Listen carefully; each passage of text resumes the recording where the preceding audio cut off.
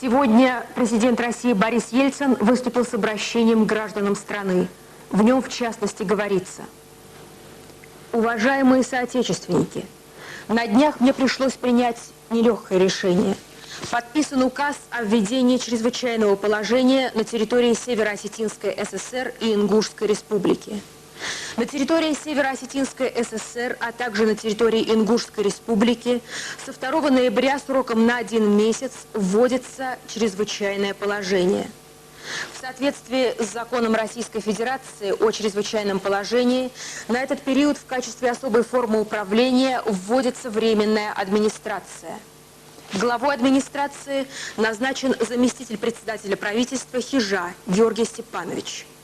Министерству внутренних дел Российской Федерации, Министерству безопасности и приданным силам Министерства обороны России поручено принять меры по разъединению противоборствующих сторон, по защите безопасности граждан и обеспечению неукоснительного соблюдения режима чрезвычайного положения. Подобные решения принимаются только в самом крайнем случае, когда иные способы стабилизации обстановки уже не могут дать результатов. Ситуация в этом регионе достигла именно такого состояния. Конфликт стал угрожать тысячам мирных жителей. Он уже принес горе во многие семьи. Накануне зимы десятки из них лишились крова и имущества, появились жертвы.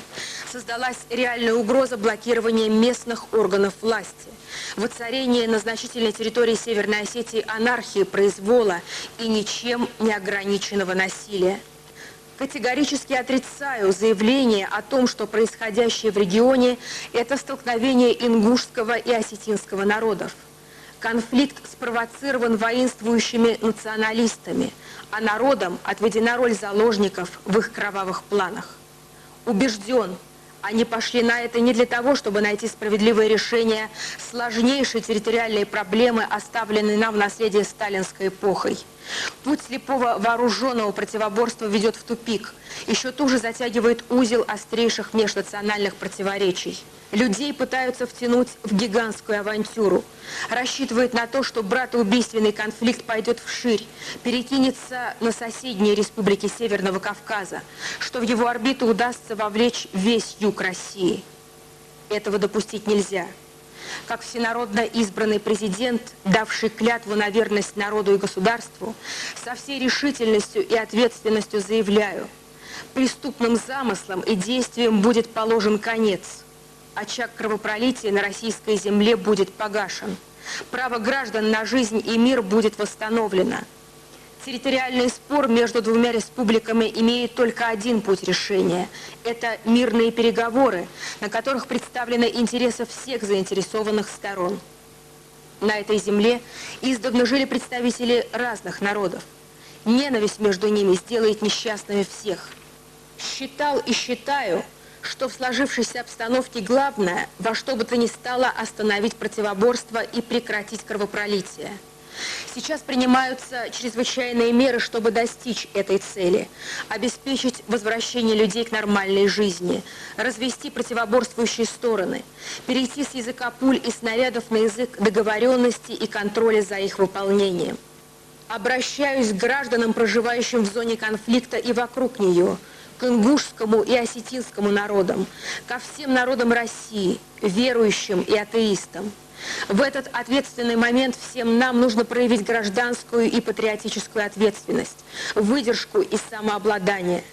Во имя спокойствия в ваших семьях, во имя подлинного и гарантированного урегулирования спорных вопросов призываю вас поддержать миротворческие усилия российских военнослужащих. У них одна цель – восстановить мир в зоне конфликта.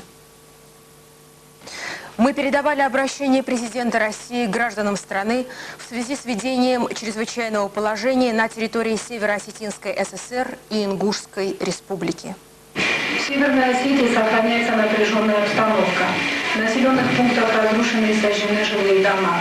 Согласно указу президента России Ельцина, на территории Северной Осетии введен режим чрезвычайного положения. Прибывшие во Владикавказ подразделения российских частей особого назначения, призванные обеспечить его выполнение, приступили к исполнению своего воинского долга. На подступах к селению Октябрьское, поселку Конца, Продолжаются бои. С повышенной нагрузкой работает служба скорой помощи. Растет число жертв с обеих сторон. Идет вооруженный, так сказать, конфликт, который вызван, значит, силами, которые пришли извне республики. На территории появились незаконные, значит, военные формирования и вооруженные люди, которые ведут вооруженную, значит, борьбу. Эти люди должны быть, так сказать, понести все, так сказать, наказания со всеми вытекающими отсюда, так сказать, последствиями. Сейчас здесь введено достаточное количество сил, так сказать, вооруженные формирования еще прибудут в течение и сегодняшнего, и завтрашнего дня. У нас достаточно сил для того, чтобы со всеми этими вооруженными формированиями разобраться и принять меры. Мы же с вами не построим китайскую стену, или мы здесь должны держать войска на этой территории постоянно. Значит, должны быть найдены некие, так сказать, политические решения с лидерами, с людьми, которые бы прекратили это дело, значит, лучше всего мирным путем. Накануне программы наш корреспондент снова связался с вице-премьером Хижой по телефону.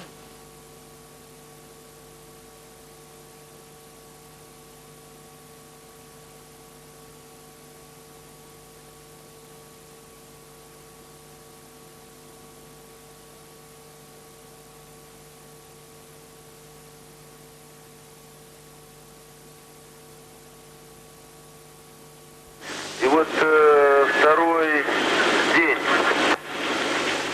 полкам ВДВ оказывается, так сказать, ожесточенное, так сказать, сопротивление с применением бронетехники и всех современных, так сказать, средств. Но, во всяком случае, во всех населенных пунктах стрельба прекращена.